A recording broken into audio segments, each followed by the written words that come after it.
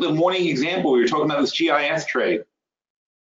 And, you know, we don't swing for the fences. You know, we are conservative, fundamental investors. And when we look for something like, we cashed out a lot of positions from our money talk portfolio. Why? Because the money talk portfolio, which is here, this is our money talk portfolio. And as of July 17th, it was at $84,000, which was up 68%. We started it in September of last year.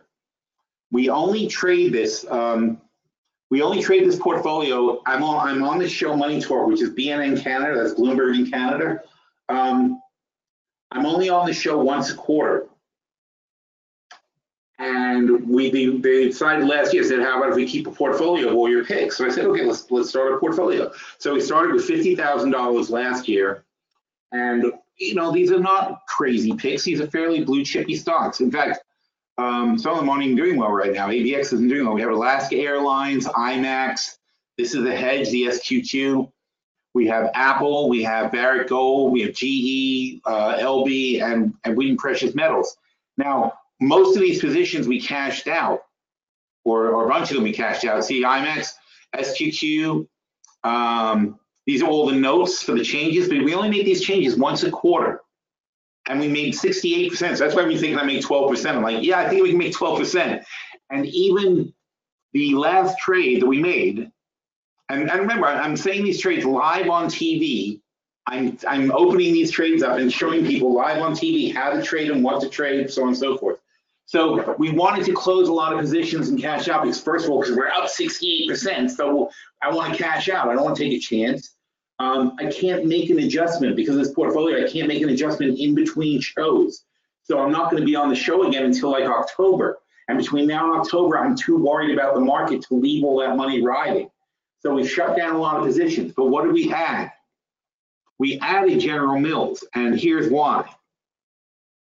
I said, General Mills, they make all this, you know, Bisquick, Cheerios, Pillsbury, you know, all that stuff. They made $2.1 billion on $15.7 billion in sales, but you can buy the whole company for $26 billion. That's a 13 PE.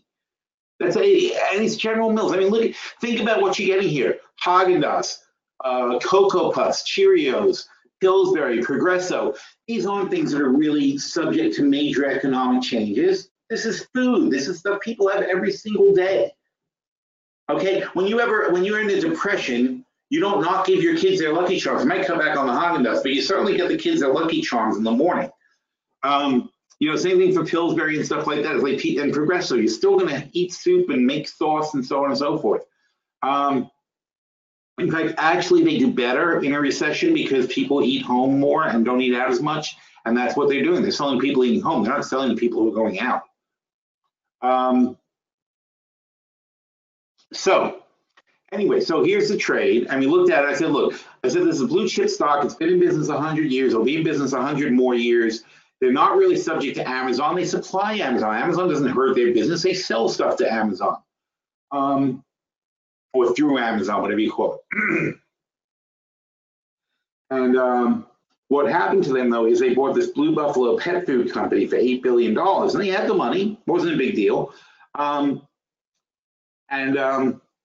That scared people and their stock started tanking. So we said, well, screw that, because once it stabilized down here, we said, you know what, I'm willing to take a chance. And so here we are coming in right on this dip. And what we said is, we said, look, if we sell the 2020 4250, we don't have to buy the stock. We're selling the 4250 puts for $4. So here's the stock where it was at the time. We sold the puts for $4. That means our net entry is 3850. It's way down here. All right, so then that would be a P of, I don't even know, like nothing. so we sold the puts way down there, and we bought, because we really think it's going to go up. Even in the money, though, we bought the $40 calls for $650, but we sold the 4750 calls, which is where I think is a reasonable place to expect it to be, for $285. So the net of that trade, we only bought 10, we sold 10 puts and bought 15 calls. The net of the trade was $1,575. And if all goes well, it's going to pay $11,250 on the spread, 15 times the 750 spread. And that would be a gain of $96.75, which is 614% back. And how is this trade doing 2 weeks later? It's at $3,150. It went up 100% in 2 weeks. So that's the kind of stuff we do with our money at PhilStockWorld. It's a sensible blue chip investment. What's the worst thing that could possibly happen to us? The worst thing that can happen to us, because we're spending $15.75 on the spread. So let's say we're idiots and we let the entire thing expire worthless. We make no adjustments and we just stick with the spread as it was and let it go down to zero. This is all things that we would never do. But if we did that, then what would happen? We would be forced to buy 1,000 shares of GIS for $42.50, right? So that's, and plus though, the $15.75 we're out. So we're really spending like about $44 a share. So the worst thing that could happen to us is we would be forced to buy 1,000 shares at $44 a share. So if you're getting your margin on $1 million, okay, and let's say we just took 20 positions like this with 20 blue chip companies, where the worst thing that happens is we end up owning $1 million worth of the stock. And again, forgetting hedges, not even counting the fact that we would hedge it, not even counting the fact that we would react if something happened and so on and so forth. But assuming we just did this 20 times, right? Because it's $44,000, you can afford to do 20 of these in your $1 million portfolio. If we just do that 20 times, our gain would be 20 times 9,675 on similar trades. So something like $180,000. That's what we could do without using any margin at all in your portfolio, just off the stuff. Now, really, you have $2 million worth of buying power, and I would get a lot more creative than this with $1 million portfolio. Some things should be riskier, some things more conservative, but having a backbone of conservative positions like these is going to allow you to blow past 10, 12%. I mean, that's not even trying. I mean, you can do that by just selling the puts. So, there's a lot of ways we can make that work for you. My guess is something, okay. So Greg says, my guess is that something is treating the mic and sound card as two different sources and we're only hearing one. I don't think that's a good guess. No, because it has to be, the microphone is a microphone. And it's not cutting off the microphone because you hear me talking, saying, can you hear this, while it's playing, but it's crazy. I think it's just a noise canceling loop that it has to stop to keep it from having feedback. Okay. Brian says, I own and run a distribution facility for seasonal products in Reno, Nevada, where marijuana is now legal. Can I help you guys maybe? Absolutely, Brian. Please call Greg please email Greg at PhilStockWorld.com and let us know. And then he'll shoot it over to me and we will talk, because we're going to be super interested in this stuff all over the country. What's your view on HBI post earnings, David? David, I cannot believe you asked that question, because I already did all the work. I'm so excited. I can show you. I can show you the work I've already done, as if it's like some great thing I'm doing for you personally. Oops, wait, I shouldn't have told you that, otherwise it blows the illusion. All right, David, since you asked, here's what I think of HBI. Actually, it's because our members already asked it today. That's why. But personally for you, David, I'm going to tell you that HBI. Dun, dun, dun, dun. Okay, HBI pounded. So Target dropped the champion line. It's actually called the Champion 9 line, which was $320 million worth of HBI's earnings last year. But they didn't drop the line. They had an exclusive on HBI, and Target exclusively sold $300 million worth of Champion 9 clothing. So this year, as a renewal, HBI said, well, this is going way better than we thought. We need more money if you want to maintain your exclusivity. And Target said, no, that's okay. We don't need the exclusivity, because in Target's logic is we're going to sell $300 million anyway. this isn't like Target's refusing to sell Champion 9. This is Target saying, I'll sell Champion 9, but we had a 1-year edge on it when it was a hot product. And that's what they paid for. They said, because I don't want to be all over this. I used to be in this business too. I used to be in pretty much every business. We had an import-export place, and we were in garment, doing garments for a while. My uncle was big in the garment industry. And the way these things work is the buyers go to the shows, and they pre-see all the stuff that's going to come out next year. So big buyers like Targets and Macy's and Walmart and things like that. Well, Walmart's not really fashion forward, but the big buyers will look at some lines sometimes, and they'll say, and you'll offer them an exclusive on the line. Now, why is this? It's because Champion, which is part of HBI, Champion is putting out a new line of better looking, cooler stuff, like trendier stuff. And they can't make it, they're not going to be able to make that much of it next year. They can't make $1 billion worth. They know that already when they're starting. They know it's going to be a limited line because they're testing the waters. So there's a lot of reasons you want to do it this way. So what they do is they look for a buyer of the right size for what they expect to produce, and they say to the buyer, okay, we will give you an exclusive, and you'll be the only person in America who has this line. So if it works well, from the buyer's perspective, if it works well, it's going to drive people to their store, and it's going to cement them to leadership, and it's going to give people a feeling that their store is special and has stuff other people don't even carry. And also, of course, when you're the only person who carries something, you're not competing on price, so your margins are way better. So that's why Target wants to have an exclusive. Champion wants to have an exclusive because it's the first year they're putting it out. Also, the great benefit to doing exclusive in one store is because to anybody who's not a Target shopper, which is probably 70% of the people, next year when they go wide scale, because now they're going to be able to blow out $1 billion, $2 billion worth of this stuff. Next year they'll be able to sell it to everyone, and most of the people in America will be seeing it for the first time and saying, "Oh, look, there's that cool stuff." So it's already been sort of test marketed, but on a scale that's hard to deal with. Target's perspective this year is they're like, okay, we already had our advantage to having it. It's not worth paying the same amount to have an advantage again in 2 years because the line's not going to be as hot. People are going to be looking for the next cool thing from Target, and it's not going to hurt their sales if other people have it because they'll maintain their market share most likely. So that's the logic to the whole situation. But all the people who invest in it, all the invest. I hate to call people investors when they're just traders. I mean, all the people who traded into HBI and hear this news, they go, "Oh my God, they lost Target," and they panic out of the stock. All right, so that's thing number one. So we in fact, though, in the long-term portfolio, we actually cashed out our Target trade because it was net 9,000 out of 12,000 on 720.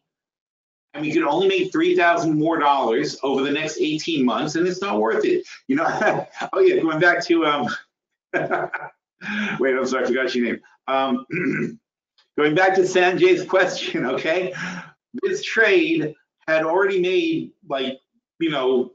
well, I don't know what it made. I think it made about 200%. So this trade had made 200%. It was only going to make another 100%, which was only 33% more than it had already made. So we ditched it because we can do much better with cash. So that would answer your question. That's a typical transaction in PSW. Like we're not going to sit there on $9,000 just to make $12,000, just to make $3,000 more. That's not a good use of our time and money. We have way better things to do with it. It's still in the options opportunity portfolio. We do have in that portfolio, but that we only were in that one for net 600, and we're going to be a 10 bagger on that one. That was a more upside risky trade, which is also paying off. Even with a pullback, it's paying off. So I highlighted from the earnings, revenues net sales of $1.7 billion, rose 4.2% for the year. Zach said 1.71 million, so it's the same. They're basically in line with sales. Hanes Brand affirmed their outlook for 2018. The company still management. Wow, that's terrible. That's bad. I didn't write that. Somebody else wrote it. The company management still projects net sales in the band of 6.72 to 6.8 billion dollars. So they're right on track of what they normally do. Further, and notice it's steady, rock steady. It's quarter by quarter. 1.7 times 4, 6.8. About the same. That's their business. They don't have a giant Christmas or anything like that. They can sell basic stuff that everybody uses. You don't get a big Christmas gift of like Hanes underwear and legs and things like that, right? It's not usually what's under the tree. For the third quarter, management projects sales at around a little bit higher than it was now. Adjusted earnings per share of 54 to 75 cents. So they're going to earn $1.76 for the year. Okay, and that's against what is now a $17 share. So they're trading at a PE of 10. So I said you can curse it out, or you can be rational and take the opportunity to buy a great stock that is sold off by idiots that believe the price of the stock dictates its value over time and not vice versa. And this is a highlight from who I forget, I'm blanking on who it was, but he said, I think it's Grantham. And he says the stock market is a voting machine rather than a weighing machine. It responds to factual data not directly, but only as they affect the decision to buy or sell. In other words, in the short run, price goes up and down, but in the long run, the actual value of a stock will tend to come through. So our job is to wait until there's a good opportunity to jump in and pick up something that's on sale. And you don't say just because the main reaction that traders have is they see this and they go, oh, something must be wrong with them because the stock price dropped 20%. Whereas we look at this and go, oh my God, this thing's on sale for 20% off. Let's buy it. But you've got to know the value of the stocks, not just look at charts. That's unfortunately, that's how most people invest, and it's an awful, awful way to invest. It's not investing. It isn't. It's really like picking horses in a horse race. You watch them go by, and you go, oh, number 3 looks good. Let's bet on that. That's not how you invest your money. That's ridiculous. And Apple's still testing the same amount. I assume that adjusted, so Apple's probably right where we left it. Let's see. Oh, I cashed out of that. Good. Okay. Fed coming up soon, right? Oh, not too soon. So Apple's still tasting. Oh, 200! Yay! All right, so Apple's skating along the 200 line now. Okay, very close to that $1 trillion mark. This line would be over $1 trillion for them. So that's how I feel about HBI.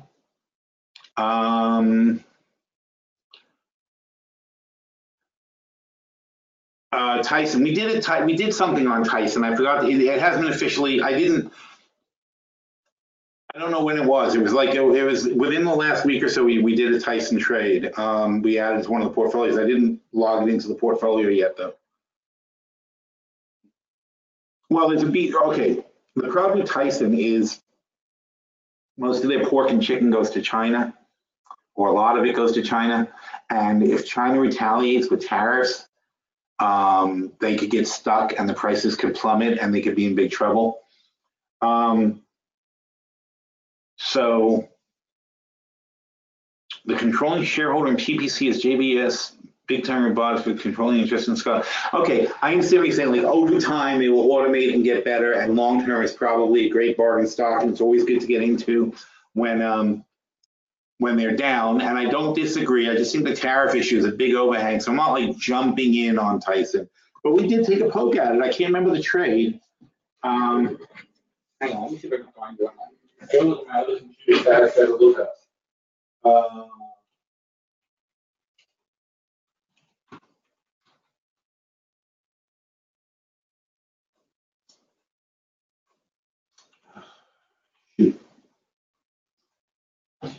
Hang on 1 second. Let me see if I can find it.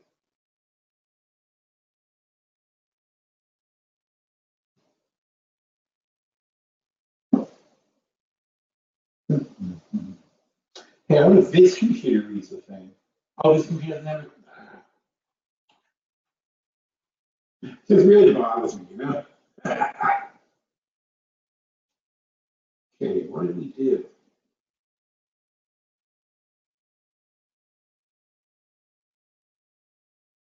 What?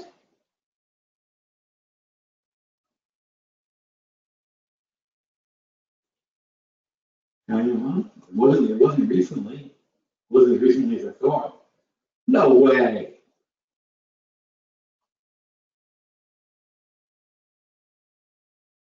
I don't know. I'm sorry about that. I thought that we did a Tyson trade. I thought we did something, but I can't find it. I see no evidence of the actual trade, even though in my head, I remember doing it.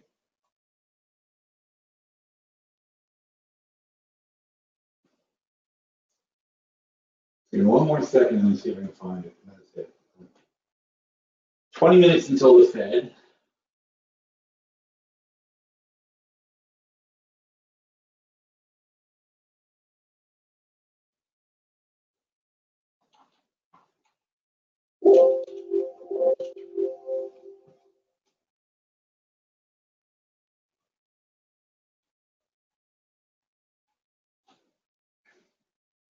Maybe we talked about doing a Tyson trade, but we didn't.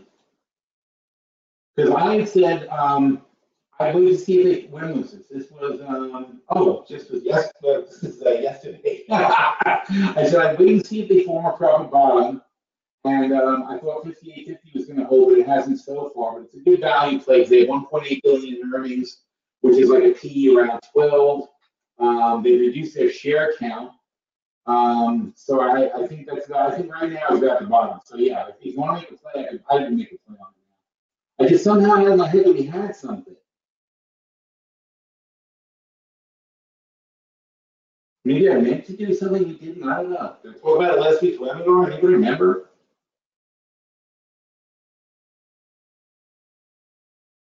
I don't know. Too many trades. See, I mean, this is, I keep thinking about that with the PSW guys. It's like, I got to get somebody to do this with me because it's just crazy. I mean, days are like so nuts. Anyhow, so where are we? All right, so Tyson. So the gist of the question is, would you look at, would I look at PPC instead? I didn't even get the gist of that. Okay, well it's the same thing though. It's the chickens are too much of a China story. So at the moment, I'm not too keen to jump in. It's a commodity basically, and I'm not sure how much you can really automate chickens, but I guess you can. I mean, you can automate anything really. I mean, there are milking machines for cows, right? So, but chickens don't do anything. A cow, you're milking. See, the thing about a milking machine for a cow is you're producing money every day from labor, whereas a chicken machine, maybe you can chop the heads off faster and pluck the chicken faster and cut down, but those costs are minimal compared to every single day the same cow has to be milked, and things like that. There's reasons that you have automation, and the question is how much of the net cost of the chicken is being controlled by the automation, and what's it doing? And as we see from Tesla, as you're certainly going to see from Tesla tonight, automating everything doesn't solve all your problems. But on the other hand, it's a very good price for PPC. And let's take a look at where they're sitting financially. Tyson, I'm more excited about, frankly. It's a better thing to buy. PPC is financially, okay, so for $4.4 billion, what do you get? You get $10 billion in sales. That's very nice. You get 600 million in profit, 700 million in profit, and it's a pretty steady amount, right? It's not like, the same profit on a regular basis. It's a little disturbing because, why is it revenues go up from 8.5 to 10? So revenues go up 25% almost, but profits are flat. So my question is, what are they doing with the money? Where is my money going? How come this is happening? All right, so that's my question to Tyson. What are you guys doing? So, questionable management strategies, I would say would be one thing I'd focus on right away. Oh, I'm sorry, it wasn't Tyson, it was PPC. No, wait, PP. There they are. Okay. So the question is why, and really I think this is probably what's been going on with them, is it's a boring business. It should be priced at 10 times earnings. That's normal. In a normal market, that's what you get for these kind of businesses. What happened is they had this huge revenue growth and people assumed that there'd be a huge profit growth behind it. And they've been very, very disappointed that that hasn't happened. And that's where you are. So now you're back to people looking at their earnings and saying, well, it will show us something new. Where is it? All right. I think it's perfectly valid. I think you can make the same kind of trade on PPC. I don't know that I like Tyson better per se. But in fact, actually, given the thing, it'd probably come down to who has better options. So PPC only goes out to March. That's a big negative. They're very thinly traded, big negative. Okay. So I'm not that. So therefore, I'm not like inclined to be using them for options. Tyson, on the other hand, I know goes out to 2020, and they're a fairly normally traded company. Because here you see there's laughs on all these guys. People are actually buying these contracts. So with Tyson at $57, you can sell the $50 calls for $330. So that would net you in for 50 minus 3 is 47 minus 30. So for $46.70. $46.70. It's $11 less than it is now. So you can get a 20% discount selling these puts. All right, and that goes back again to what do you do with $1 million? Well, I can basically collect money for promising to buy this stock if it's 20% cheaper, and if not, I keep the cash. That's how put sales work. And then I can pair that. So let's say we sell 10 of those for $3,300, and then I can buy the 50. Which are $11.50, and I can sell the 60s, let's say, which are $6, so it's a $5.50 net.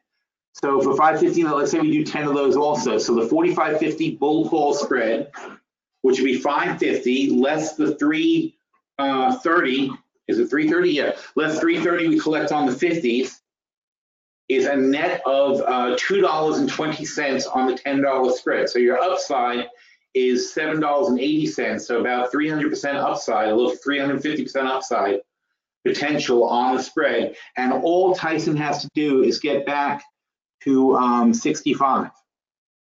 All right, so then the question is, how likely do you think it is they'll get back to 65? TSN. But keep in mind though, you're already in the money $2,000. Your break or $2,700. Your break even is $55. So you're already 2,000 something in the money on the spread, and all they have to do is get back to this spot, to the low end of their long-term trading range in 18 months.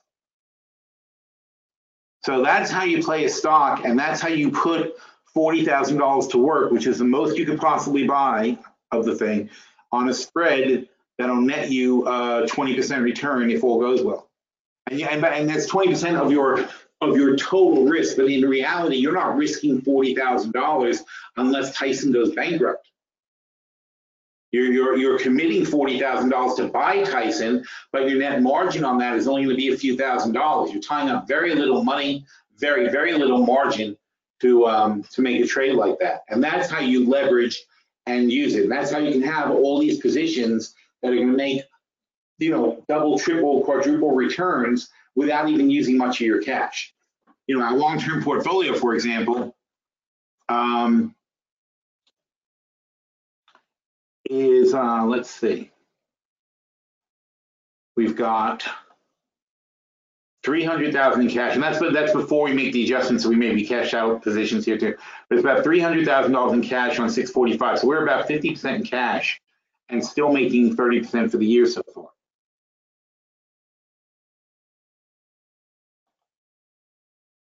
How are the markets doing? They should look at where we are ahead of the Fed instead of just instead of being caught by surprise. All right, I'm done with the oil, so we'll move on. We'll put back the indexes. There's the Dow.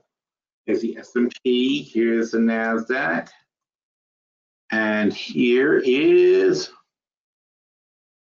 The Russell, RTY. All right, so we'll see which way the Fed moves on that. Charts, I never fixed the charts, did I? That's a shame.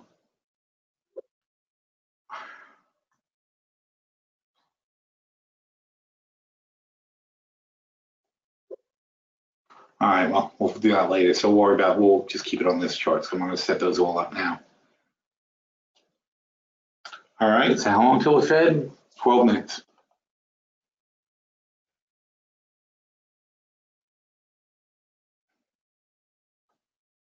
All right, so Sri wants to trade on Pilgrim's Pride.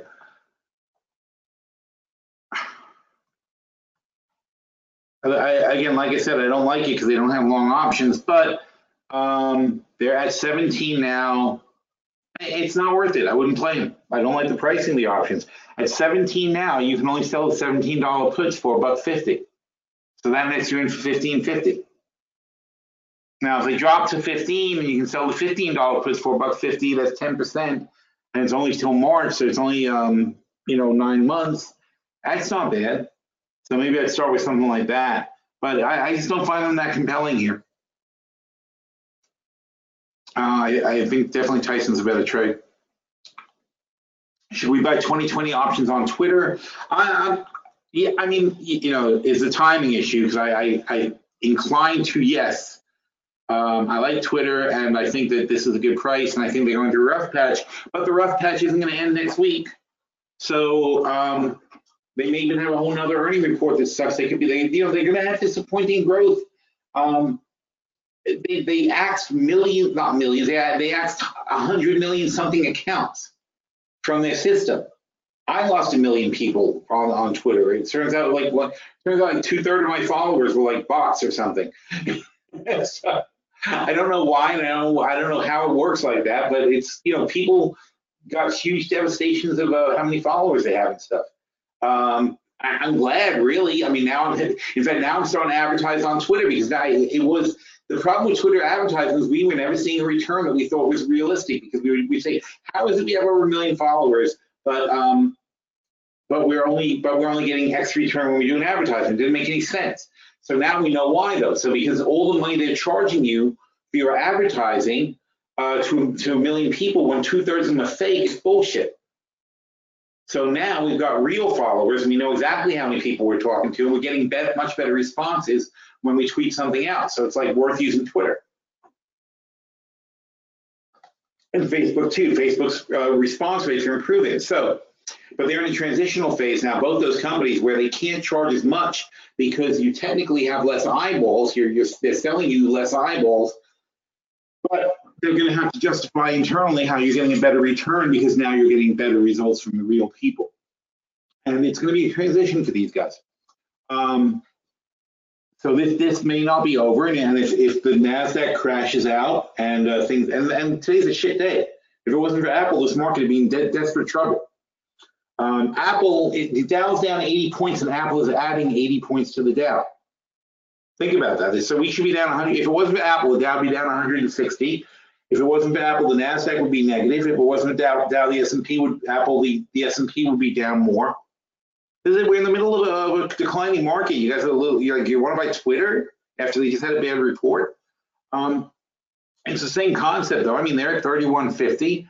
So you look at selling the $25 puts for $3.30, and that nets you in for $21.70. Would I buy Twitter for $21.70? Sure, I would.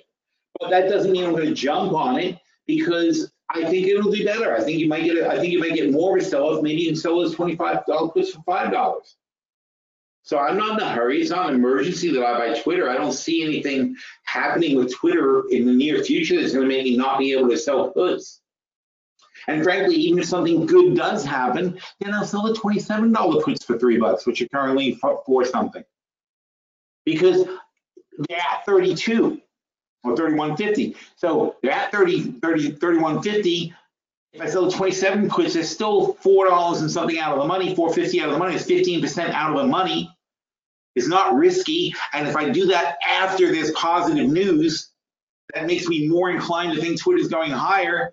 Then it's a better sale. It's a better percentage sale. All right, and now Saria saying, Phil, consider PPC instead of Tyson because PPC has no hangups of beef and pork. Okay, I get it. Again, I don't like them though. I have considered it. Phil, you sound muffled. Like this is better. I don't know why I sounded muffled. Nobody was kidnapping me at the time. Injury rate in chicken farms are real bad. I'm sure they are. I'm sure they get a lot of cuts and things. I'm sure certainly get pecked a lot on the ankles, right? Yes, I do know I don't want to be a chicken farmer. Other than that, I don't want to work in the slaughterhouse. I don't want to be a chicken farmer. You know, I'm not squeamish about stuff. In fact, I did that with my kids too. I said, look, if you're going to be a carnivore, you better know how. You better understand how this stuff works. I say you can't sit there and pretend that you don't know how the meat gets on your plate. This is like, you know, you need to understand the circle of life and be. I mean, you're a part of it, and somebody else is doing the hunting and gathering for you, but you are responsible for the death of these animals. And that's why I prefer to eat Kobe beef, because those animals get taken really good care of and then they're killed. But at least they live a good life. All right. See, what's better? Is it better to live a really great life as a cow and drink beer and get massages and eat the finest grains and oats and then suddenly get killed in the middle of your great life? Or is it better to have a miserable life like an American cow and then be released by death? And actually be relieved that somebody finally ended your miserable existence? That's a quandary for philosophers, I think. Anyhow, so what's the Fed? Okay, let's set up for the Fed while we're doing this. Enough philosophy. Let's move on to the Federal Reserve.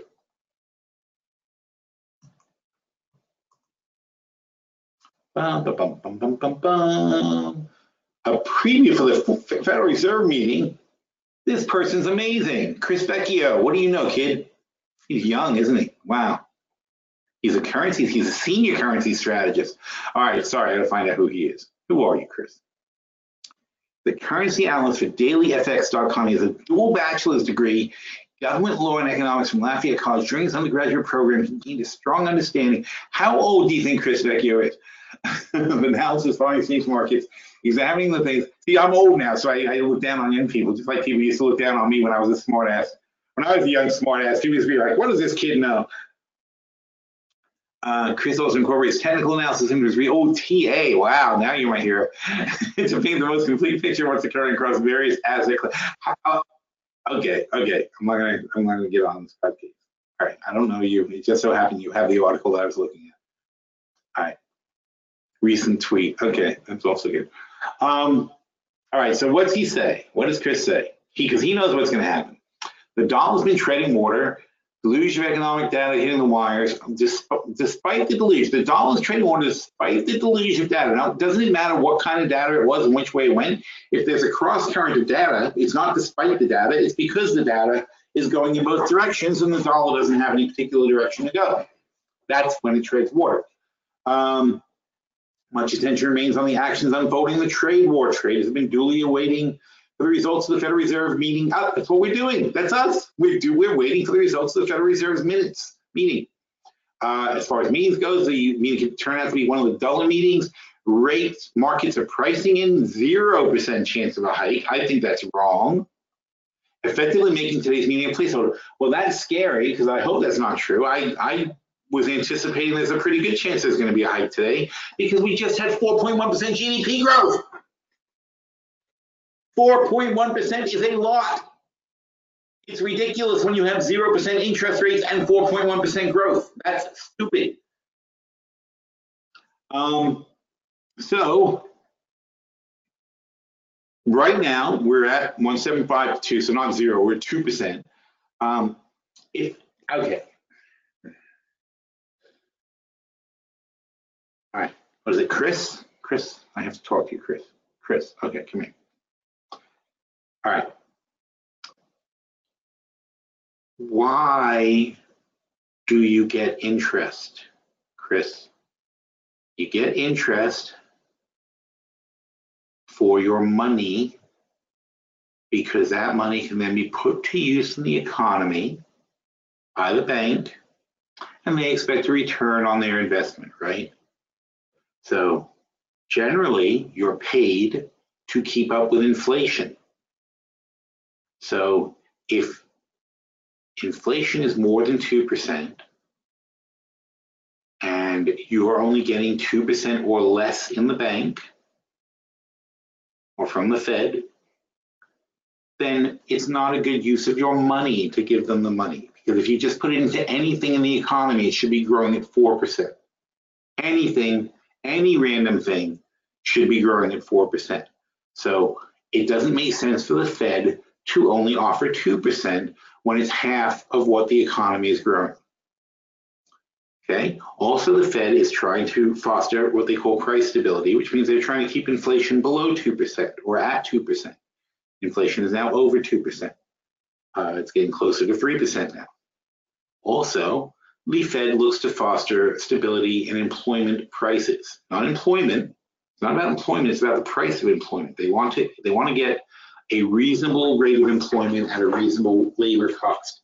Labor costs are rising very, very quickly. So if the Fed does not increase their rates, then labor costs will start moving higher and higher, and that will eat drastically into corporate profits. This is something the Fed doesn't like because banks are corporations too, and they don't want to have to pay their employees more money. So the Fed likes to keep the labor rate low. So these are all reasons the Fed would want to hike rates. Okay, and the Fed has also told us that they're hiking rates 4 times this year. Over and over again, they told us that. They've hiked rates twice this year. So if they don't hike it this time, they've only got 1, 2, 3 more chances to hike it, and they'll have to do it twice. The way this chart looks, most people think we're going to be only 1 hike. Most people don't believe that there's going to be a 4th hike this year. And that just doesn't seem very likely to me. All right. According to the Fed Fund Futures Rates, market's pricing an 80% chance of a move next month. How about now?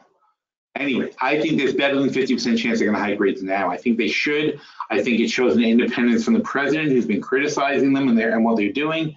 I think they need to do that also. There's another backdrop there because you can't seem like you're doing whatever Trump says. And Trump said don't raise the rates. They need to raise the rates to assert their authority. Otherwise, they're going to look like they just counted out of the president. All right, so there we are. All right, so FOMC. So I expect to hear better from you next time, Chris. Meeting.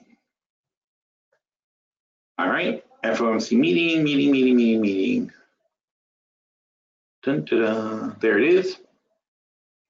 Any second now. Wait, statement. Oh, shit. Unchanged. Oh, well, so much for that, right? So they didn't do it. So that should not move the market. That's already anticipated. So I don't see that helping. In fact, now at the next meeting, which I forgot the date is, but September or something, at the next meeting they're going to have to raise rates. They really don't have a choice. So information received since the Fed Open Market Committee in June, the labor market continued to strengthen, economic activity rising at a strong rate, jobs are strong, unemployment is low, housing spending has grown on a 12-month basis. On a 12, see, they got to go back to 12 months. Overall inflation for items other than food and energy, which nobody uses, remains near 2%. And so they're now stretching back and accepting things to try to keep their inflation under the rate that they said they would have to raise rates at. Indicators of long-term inflation expectations were little changed on balance. Consistent with the statutory mandate, the committee seeks to foster maximum employment and price stability. The committee, and this is nonsense anyway, these are just words. The committee expects that further gradual increases in the target range, the funds rate will be consistent, sustained economic expansion over the medium term. Risk to outlook appear roughly balanced in the view realized from labor market conditions by inflation. The committee is maintaining a range for the funds at 1.3 to 2%. The stance of monetary policy remains accommodative, thereby supporting strong labor market conditions, sustained return to 2% inflation. In determining time size of future adjustments to the range of the Federal Reserve, the committee will assess the realized economic conditions relative to maximum employment objective. What is their maximum employment objective if not 3% unemployment? I don't know. What can you do? Can you beat people into working? This is crazy. And symmetric 2% inflation objective. This assessment takes into account a wide range of information, including measures of labor markets conditions, indicators of inflation pressures, expectations, readings on financial and international developments, voting on the action, blah, blah, blah, blah, blah, blah, blah. Voting for it. So it's unanimous. Wow, that's interesting. Federal Reserve made the following decision, Board of Governors will do, blah, blah. Maintain the rate paid on excess reserve balances of 1.95, so it's at the top of the range, but that's still where they are. Part of the policy decision, the federal funds will authorize direct open market investment bank in New York. This is just their, this is just a QE that they're still doing. They're still doing plenty of it. 30 billion a day. That's all. We just handing out. We just have 30 billion a day that we're letting people play with. They're maturing, exceeds 24 billion. Wait, they're rolling over their amount there. So in other words, they're rolling over their current bonds at $24 billion. I think that's a month. Yeah, it's a month. And they're reinvesting that. Wait, what's this say? And to reinvest, and they're reinvesting this. So they're reinvesting $40 billion a month. Reinvesting just means buying more bonds. It's really funny because they don't want to say that, and they're going to like great loops to not say it. But what's the reality? Okay, the reality is they borrowed $4.5 trillion worth of bonds, and they bought $4.5 trillion worth of bonds. So now the bonds are expiring, and they should get the cash back and decrease their debt, but they're not doing that. What they're doing instead is they're buying more debt and basically just continuing the QE. So in other words, with QE, if I buy a $10 billion 10-year bond, right, 10 years ago, then my QE was 10, right? The bond expires 10 years later, and now my QE would be 0. I have no additional QE. I spent the 10 years ago. That was done. So saying it's rolling over, that's bullshit, because it's a brand new 20, $40 billion. So you're taking out of your pocket and you're buying something with. The debt was already incurred. I mean, you laid out the money, you're being paid back in debt. That's not new money. When you get the money back from something you paid for 10 years ago, that's not new money. And that's how it works, by the way. You're only getting $10 billion back. You got the interest during that time, but you're only getting back the same $10 billion you had in the first place. The Fed's not making a profit on this stuff. They make the interest, but again, the interest at 0%, well, at the rates they were getting it, the interest doesn't keep up with the inflation. So what's also going to happen, though, is these bonds are going to become a net negative for the Treasury. And these are going to increase. It's going to increase as the Fed starts cashing things out. It's going to increase the federal deficit by quite a lot of money. We were for a while making money from the Fed, and the Fed was writing a check to Treasury of all the profits they had. That's going to start reversing. The Fed's going to need to borrow from Treasury or take from Treasury to settle their debts.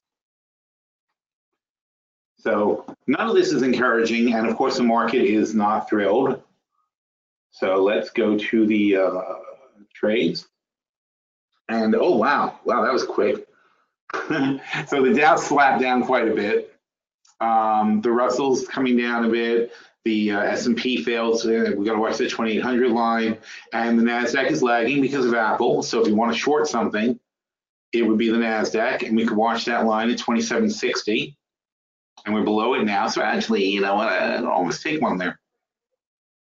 I mean, it's not so terrible that I think we're going to have a massive sell-off, but it really is. There's no help at all, and I think we're going to continue the downtrend that we've already been in.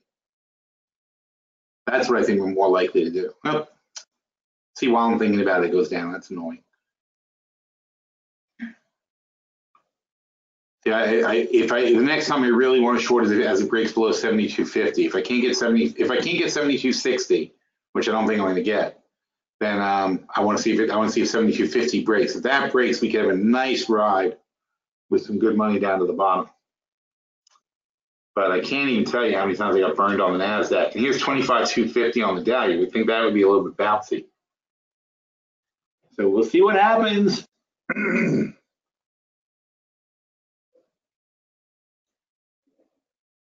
Any pre-Fed announcement, any pre-Fed play? Well, no, Brandon.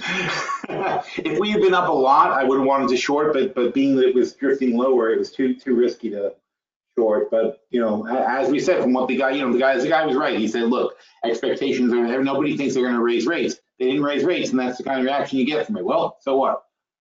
It's no longer a positive. Now, think about that as far as an economic problem, though. If you shrug off the Fed not raising rates, then what's going to happen when they do raise rates? We're down 100 points on the Dow right now. On a day when a major Dow component is up $10, Apple, and $10 is 85 Dow points. And that's got the Dow down 122 points. The Dow should be down a couple of hundred right now. So it's not a good day, and this is not a strong market. And oh, frick, look at that, you bastards. I'm gonna get one just like, oh, come on. Stop that. No, not you. Oh, there, that's where it is. No, damn it. AutoSim, that's it. Freaking annoying. All right, 749.50.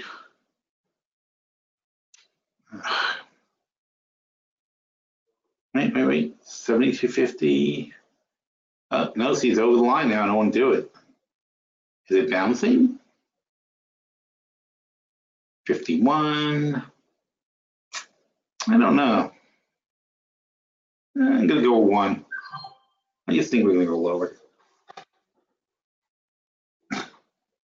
Go 1 short, see what happens. Ah, that's better. Thank you. That was kind of annoying. So they're gonna make $80 in 10 seconds, $60. Uh-oh. Come on, make up your mind. Oh, look at that. Wow. Taking away all my money.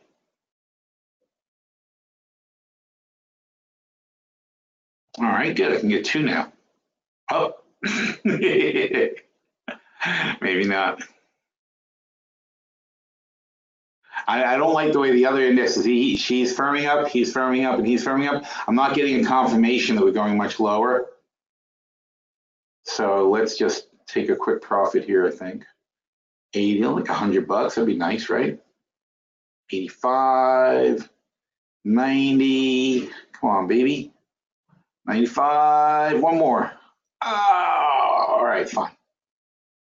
Oh, look at that. Holy cow, is this thing volatile. Can I get 85? Oh, there it goes. Now everything's gonna start going down until I cash out. A quick $80. Now see now this turned ugly. Remember I said I wasn't too confident. Now he's turning a little bit uglier. He's turning a little bit. Now it's going now it's going down. I should have held it. 45. So let's see if we can get back in where we came out. Probably not. The NASDAQ is very bouncy. I think here we're going to bounce. If we don't bounce here, then they're all in big trouble.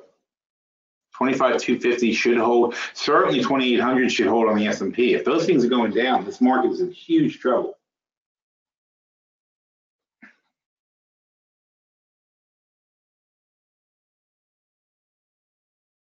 Dun, dun, dun, dun. All right, what's the next question? How about oil is below 67.50? Well, again, the inventory reports were not good today for oil. We talked about that earlier. I just don't have it's not an easy short. That's the problem. I like easy shorts.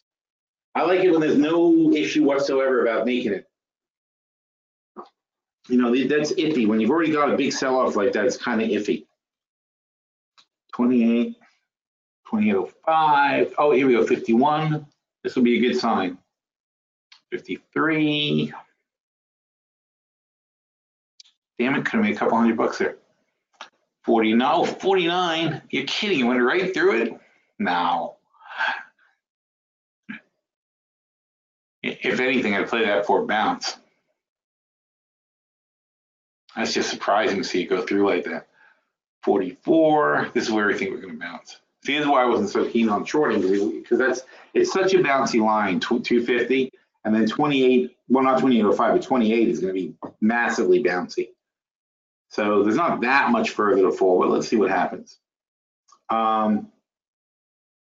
So we'll look at the other chart. Let's look at the, we're going to talk about a bunch of oils and stuff.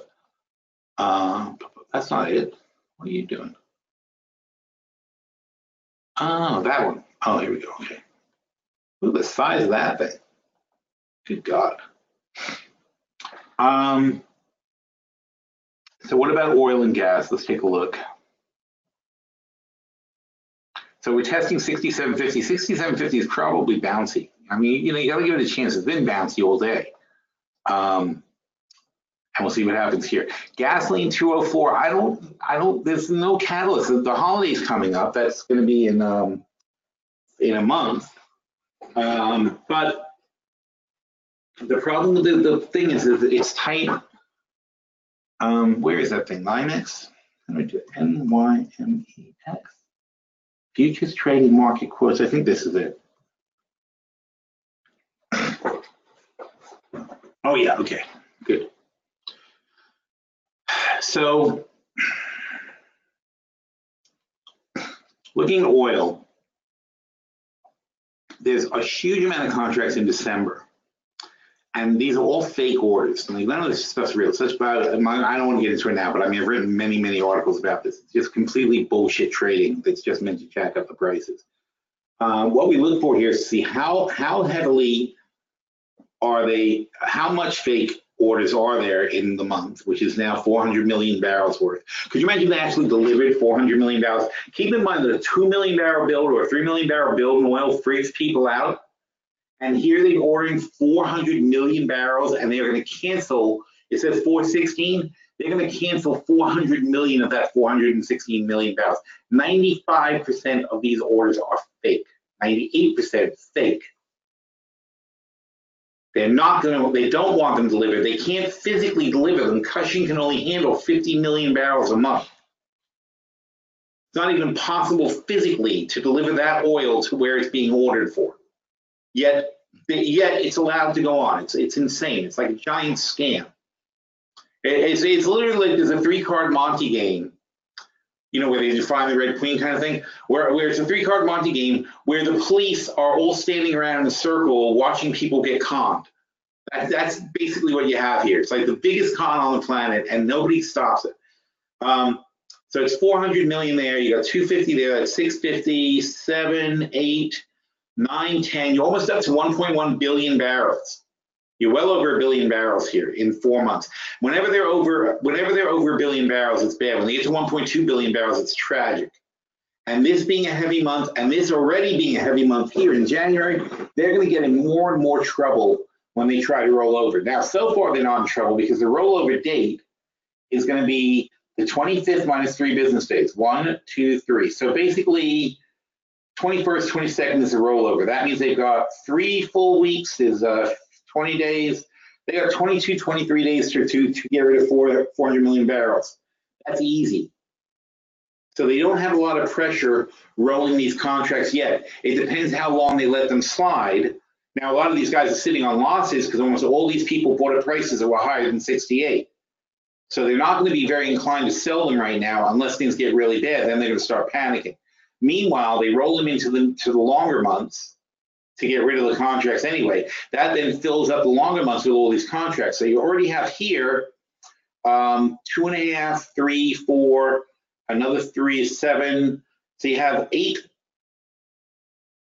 You have more than 800 million contracts here, and you're going to end up rolling 3 to 400 million contracts into the 800 million contracts that are already sitting there. That's going to put you up at 1.2 billion. So by October, after the holiday, not by October, by next month. So this is by the October contract. When that becomes the front month contract on August 22nd, we're going to have the holiday weekend here. But after this holiday weekend, it's going to be one of the best opportunities of the year to short oil. I would probably go into the holiday weekend. Hopefully they get oil back in the 70s and we can short the crap out of it. going to be one of the best trades of the year because they're going to be stuffed with oil. These orders are all going to be fake, and they're going to have to get rid of all of them unless something incredible happens to create a big change in the oil market that makes a demand spike or a supply disruption or something like that. They are going to be in so much trouble in these 3 months, in October, November, and December, trying to reconcile their things. And especially as they get into December and they've got to clear their contracts for the year, it's going to be chaos. So we got that to look forward to. So compared to that, no, I'm not that interested in oil right now. It's an easy thing. And the same goes to gasoline. It's just not a good time to be shorting or going long, frankly. I mean, it's a tricky time. Gasoline into the holiday, though, again, it goes back to that when you get close to the holiday, then it becomes an easier choice to go long. All right.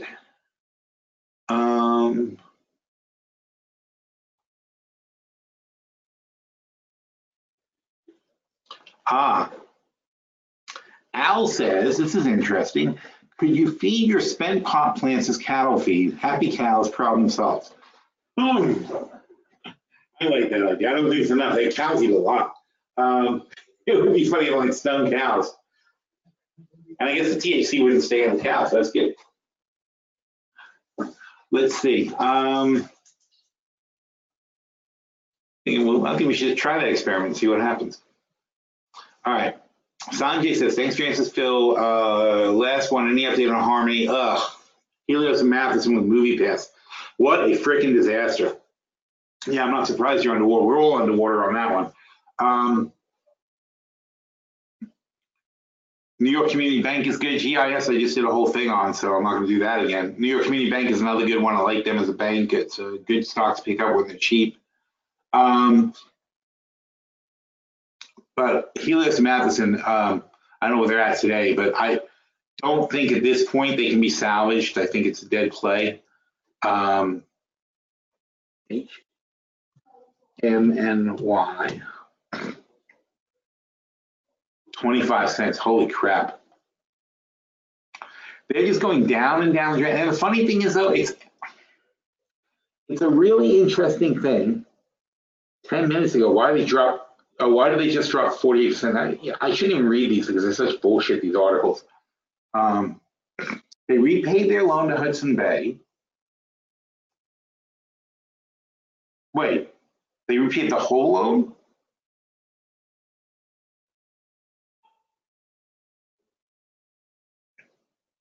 Fine.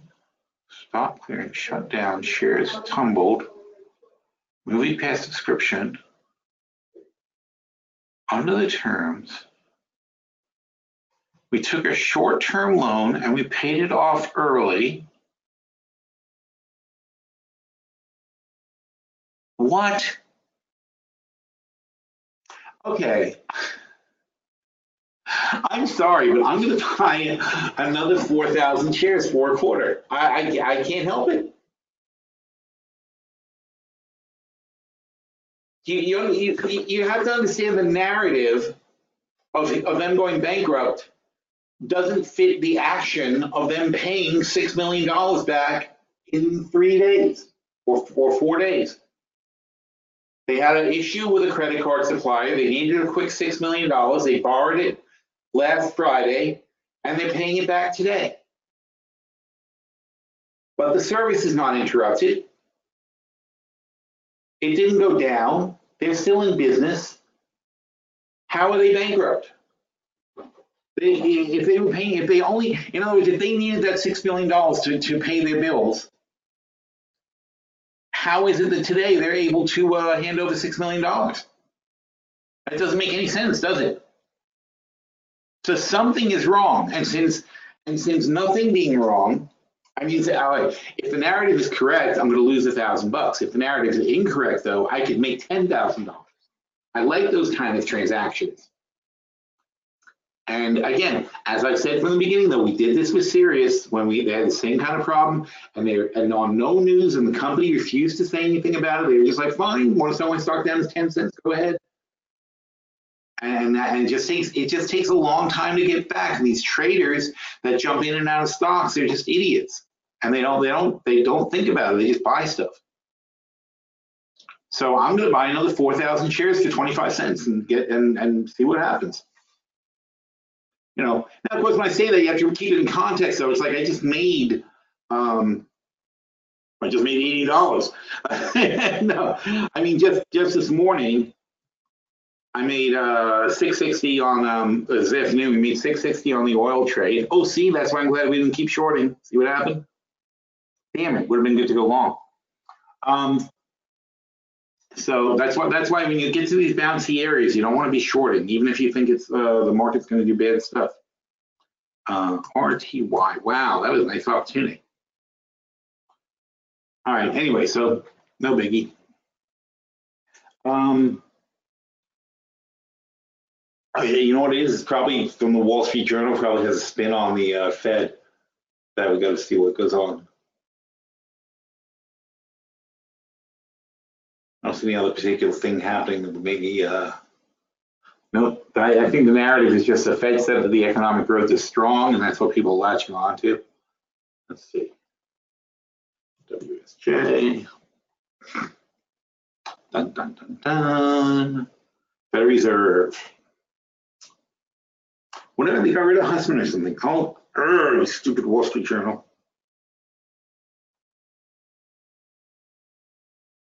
Yes, that's me.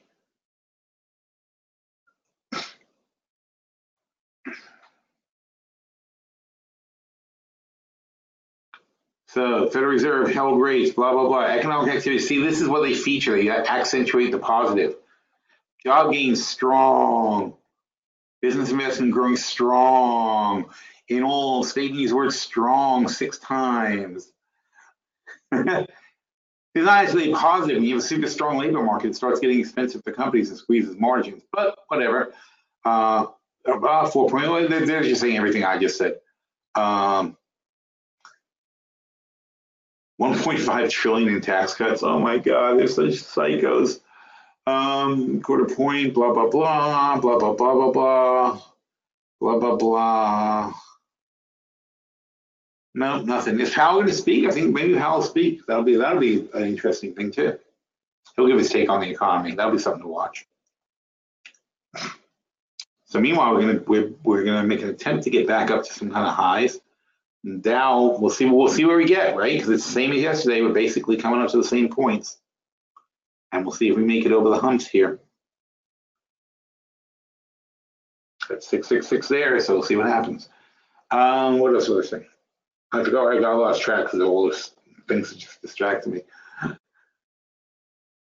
think we were talking about oil at some point.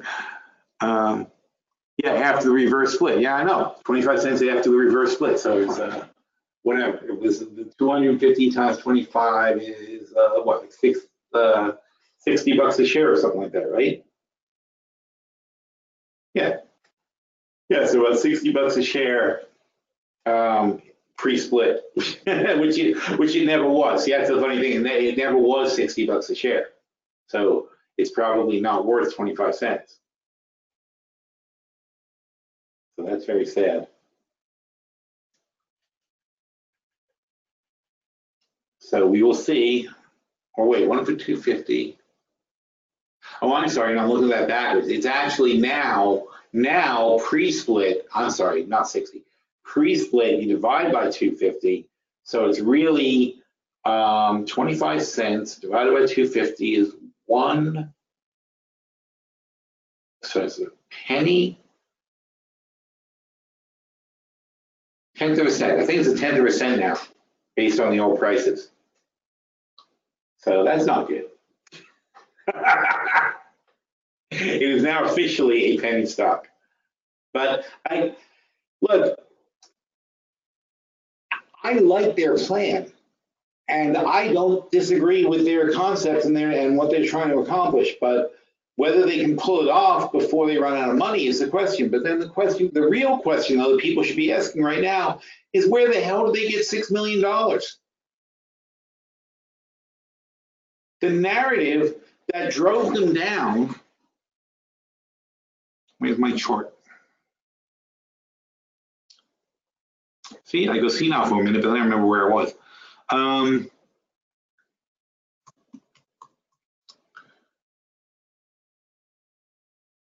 The narrative that drove them down, especially the last few days, from $12 to 25 cents, is that they ran out of money and they had to borrow $6 million last week just to be open for the weekend.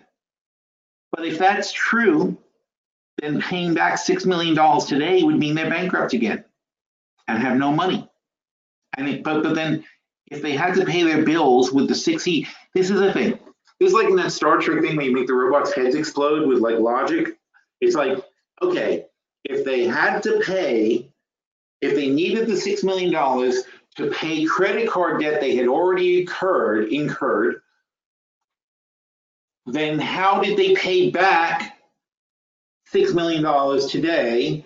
And even if they did pay it back today, how can they possibly still be open?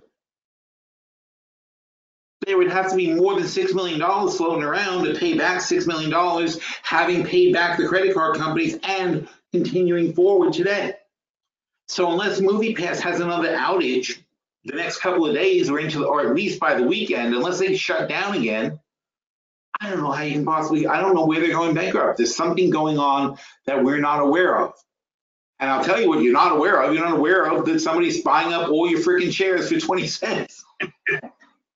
That's what you're not aware of. You're not aware of there's somebody who's going to make a huge announcement that's funding this company with $1 billion and everybody's going to have their heads spinning. But it'll be too late because that person will have bought 90% of the stock for 25 cents by then.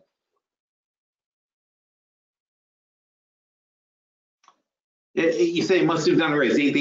How would they must have done a raise? You don't do a raise. You don't do a raise without telling people you're doing a raise. You can't secretly do a raise. It's got to be announced. It's weird. It's like, what did they do? Where is this money coming from? Now in the old narrative, they had a line of credit of $300 million.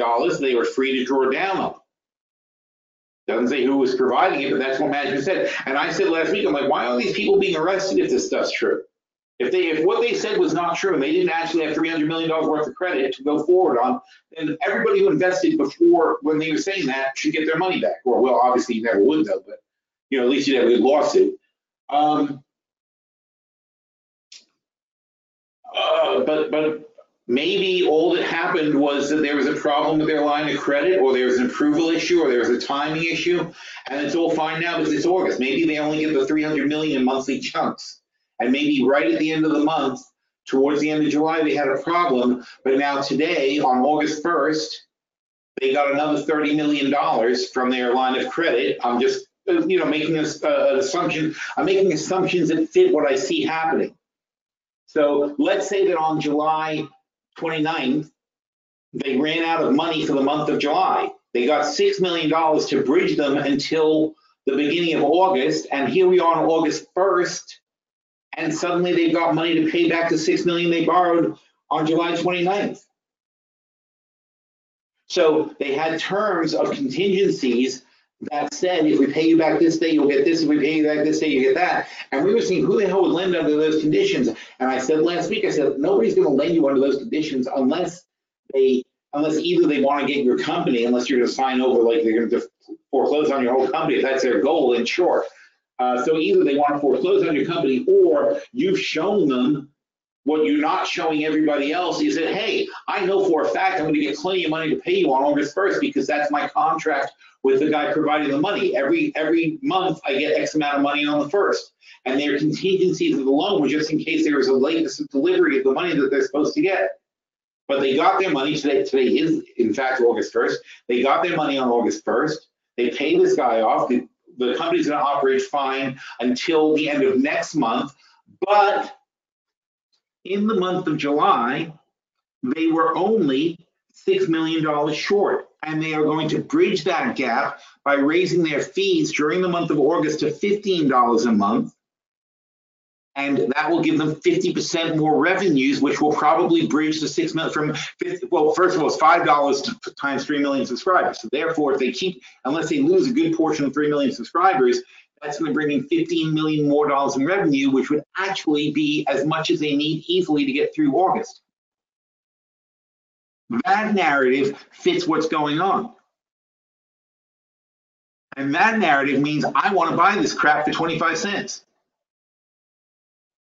So that's where I'm at with this. I know it's crazy, and I know we just keep buying the stock, but I'm sorry, I like it. I mean, I think if they pull this off, it'll be an incredible game.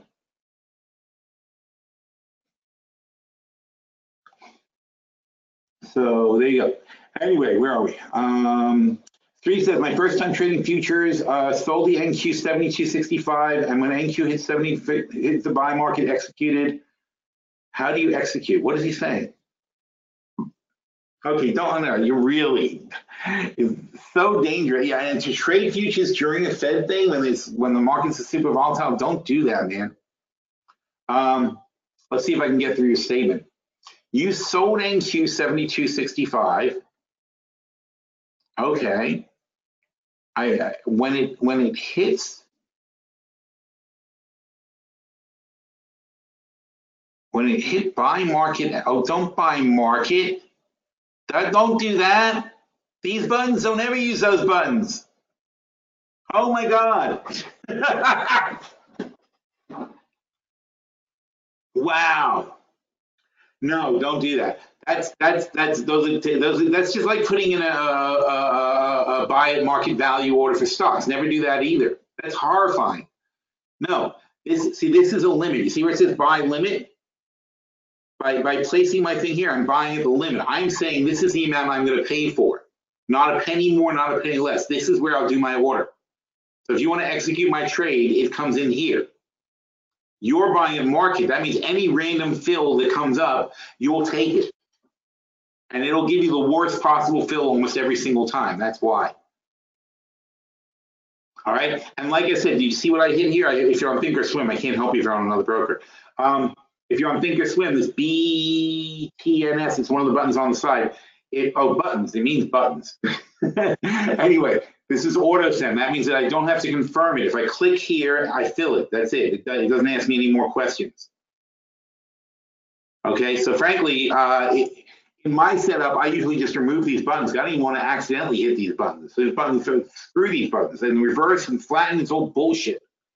That's all that is giving the broker a license to steal all your money. Don't ever use those.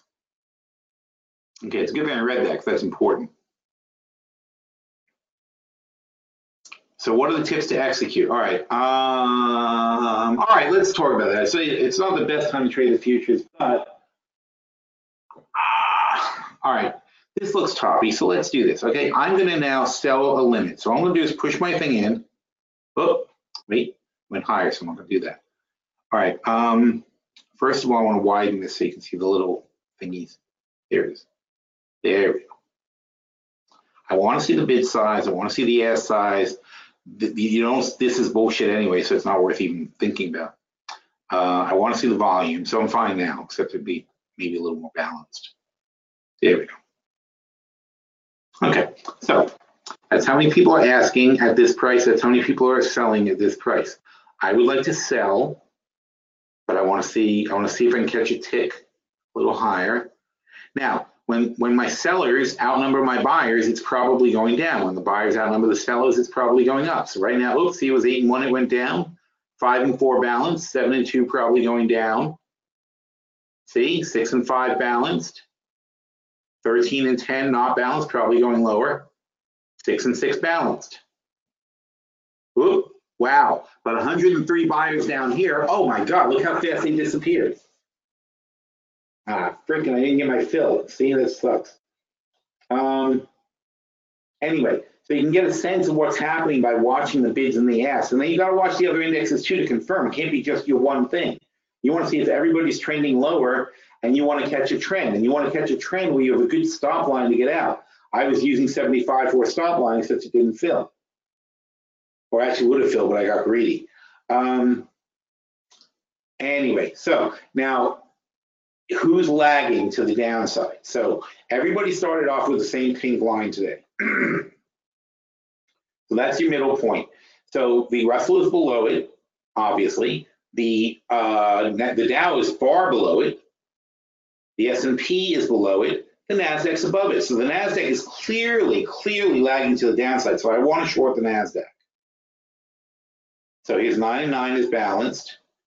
5 and 6 is pretty balanced, but oh, not that balanced. I did want to get, I'm trying to get to 75.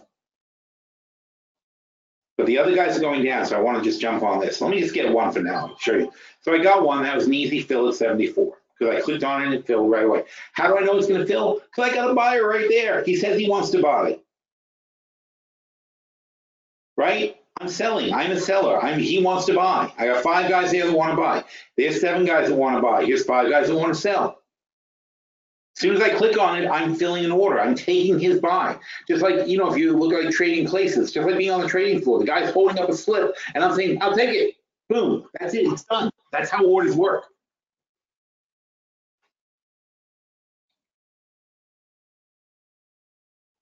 How do you get rid of the buttons? You do this. See this? Well, let's shoot it slow. Here's a little Thinkorswim. Almost everything on Thinkorswim has one of these things somewhere.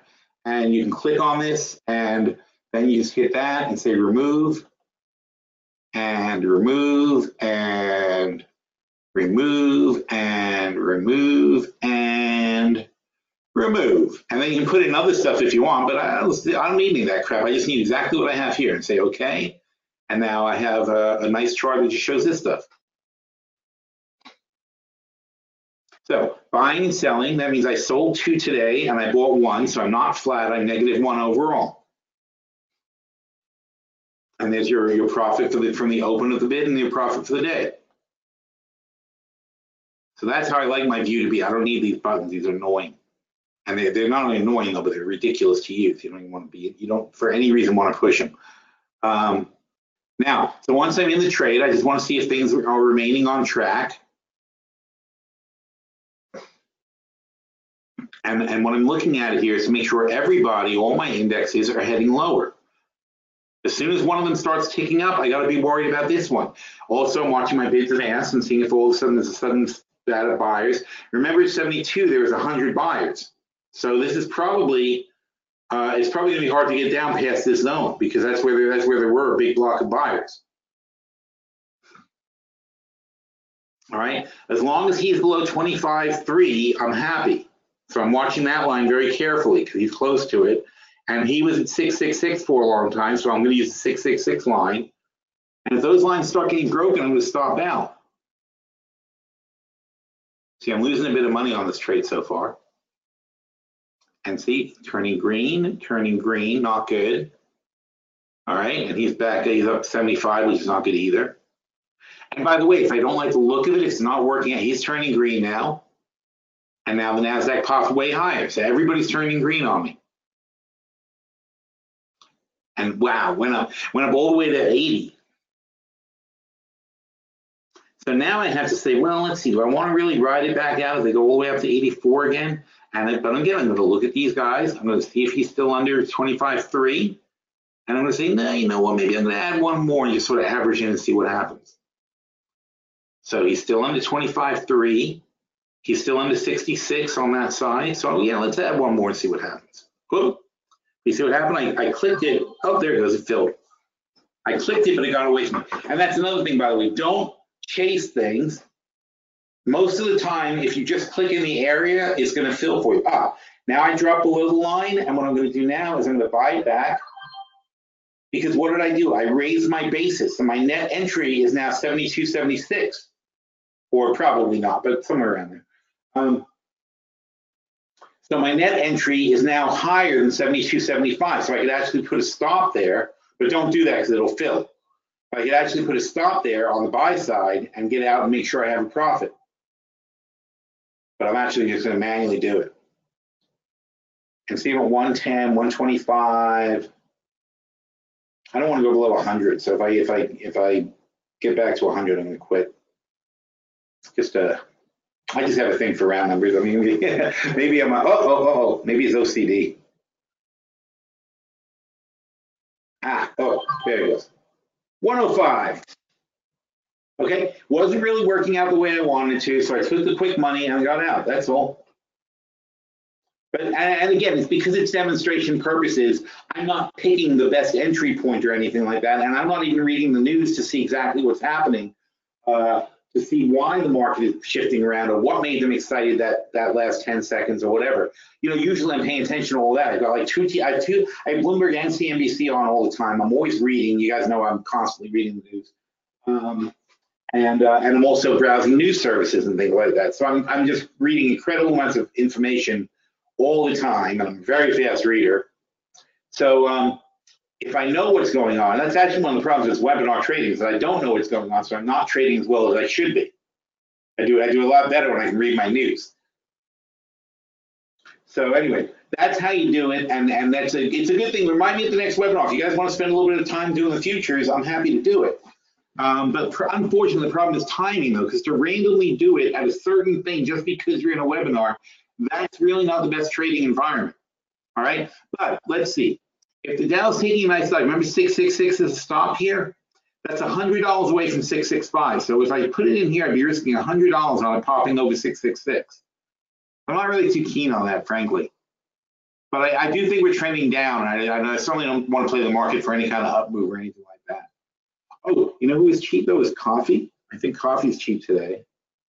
KC. Yeah, coffee's cheap again. So let's go back to that well. And by the way, guys, yes, we sell it when it goes up here. Okay, you don't keep in it all the time. But I like the KCN9 next year July contracts. I got 2 of them at the moment. I traded back into these when they hit 121. So now they're at 119. I'm going to buy 2 more. What? Oh, it's closed. Damn it. Anyway. So I'm at 121.25. I would love to buy a couple more at 119 and bring my average down to 120. And what I would then do is when we get back to 120, I cut back to 2 contracts. And then when we get up about 122, 124, I take them off the table, make $1,000, $2,000, and I'm done. So I do like coffee if it stays down to this price, like the KCN9 contracts. Unfortunately, cannot be traded at this moment. Oil, technically, for a bounce, 67.50, which is where we made the money before, made 660. That's what I like it for a bounce. But again, that's the easy money off the 67.50. When it crosses over the line, you just play it long with a stop over the line. The whole key to making money on the futures is to pick a good backstop where you're going to get out with a small loss. Because sometimes you'll win, sometimes you'll lose. Thinkorswim wants to charge $110 a month in fees for just coffee or for all kinds of futures. Because that seems like a lot for just one contract. I don't think that's for the whole, you know, like probably access to the CBOT. Anyway, I don't know. You're saying they charge $110 a month. I make so many thousands of dollars trading it. I really don't. I don't see why that's an obstacle. You know what I mean? It's like, hey, you know what? My internet provider charges me $100 a month to be on the internet to trade. So, you know, I can probably say I wouldn't want to do that either. Software on ICE. Yeah, okay. So it's probably for access to ICE. So I don't know. I mean, I just pay whatever. I'm like, yeah, right, okay. It depends what kind of trader you are. If you're making $1,000, $2,000 a month trading, then that's the cost of trading. That's all. It's a write-off too, by the way. Don't forget to write that off on your taxes. All those expenses are trading expenses. Anyway, all right, so I think we're going to wrap it up. Sorry, there's nothing very exciting to do right now as far as it goes, but on the whole, I don't see how what the Fed did was helpful. Apple is completely propping up the market, and once that's washing out, especially if Apple has a pullback for some reason, which I don't think they will too much, but you know, still, I just think it's going to be very hard for them to get over that $1 trillion mark, so there could be something to take them back down a bit. MQ is what we're missing. Oh. Oh, frick, I missed a good one too. You know, and that's the thing about the futures. You got to stare and stare and stare to get a good entry. It's not like, you know, you can't just like flip around and not pay attention and things like that. You got to really look at what you're doing. Now, below, here's a good example. Below 28.10, we can go short and then stop out at 28.10. And the point I wanted to make about this is it's a risk reward thing. If I get in at 28, if I get in here at 28.10 as it's going below the line, and I stop out at 28.10, I'm only risking like 25 bucks or 50 bucks as a loss. But my potential reward, if it takes a bit to 2,800, is going to be a couple of $100 bucks. So I'm setting up positive risk reward scenarios based on where something is at any given time, and looking also, of course, confirmed by the other indexes. But again, it should be also confirmed by the news and such, which I'm not doing. You know, and we're 2:47. We got an hour and a half till the close, or an hour and 15 minutes till the close. There's no particular onus for this. Now, if at this moment though I suddenly heard some news that was negative, I'd be like, all right, this is my big chance to jump in. If something confirmed that the downtrend was coming in. So to me, this is weakening. I think that obviously it's a bouncy line here, so it's hard for it to get below. It's not going to go boom below. But once it gets below, then there's not much resistance all the way back to 2805. So as an opportunity to go short, this is great. As an opportunity to go long, 25.3. If 25.3 goes up, I'd be as happy to take that with tight stops as I am to go short here. So let's give it a few minutes and see if we can stretch this out. But this is your job. You're like, you're like one of those, like a trapdoor spiders. Like, you gotta watch everything. You have to sit and wait and wait and wait and watch things go by. And then when something happens, you've got to be ready to pounce on it. So, okay, so here you go. See, this was too bouncy. Now we're coming up, and here's a better chance probably to go long on the Dow, especially because we're heading into the close.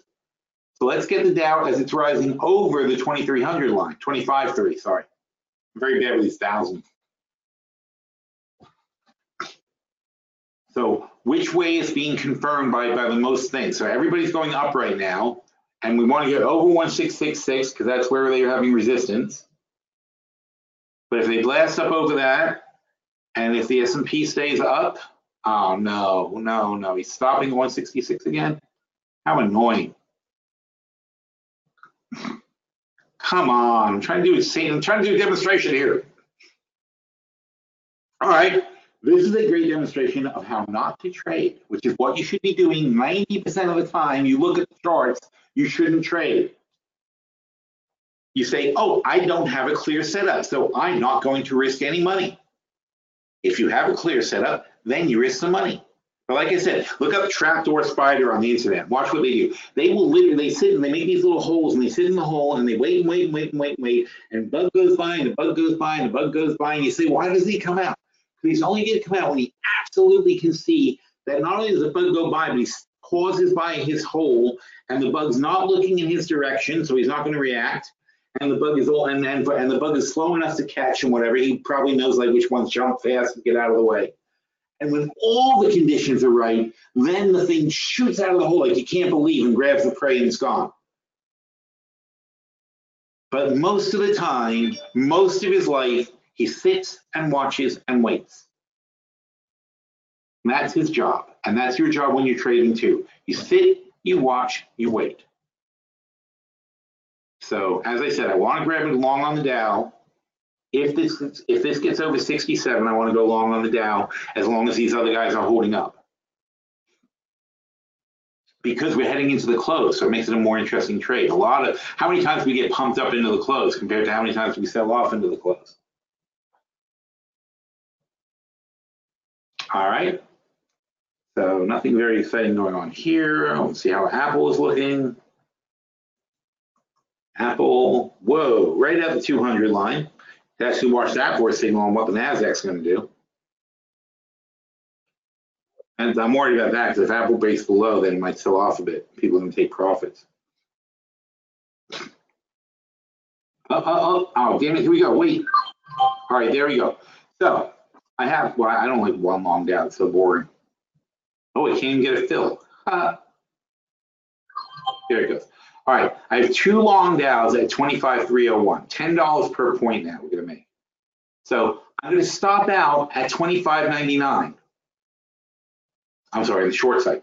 I will stop out at 25,299. I'm only risking $20. But there's no limit to what I can make. And there, see, we got the 1667. There's no limit to what I can make. That's a good positive risk reward scenario. If the Dow goes up 50 points, I'm going to make $500. So we got 305. Let's see how we do. 305. And in this particular case, since I'm only risking a little bit of money, it's not really. Oh, come on, really?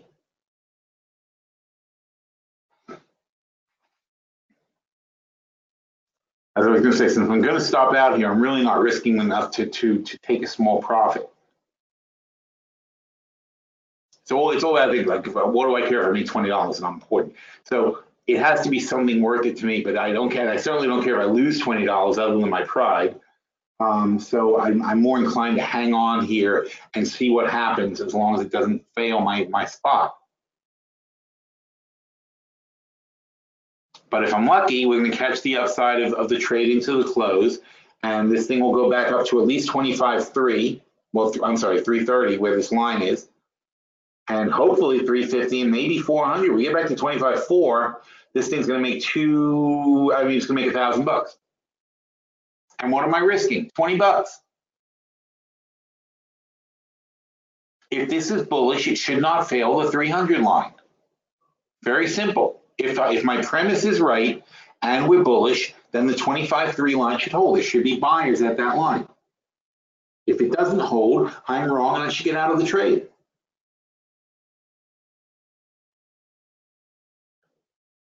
So that's the key to the futures trading. It's really the most important thing about the trade is making sure you have a good backstop where you know you're going to call your exit.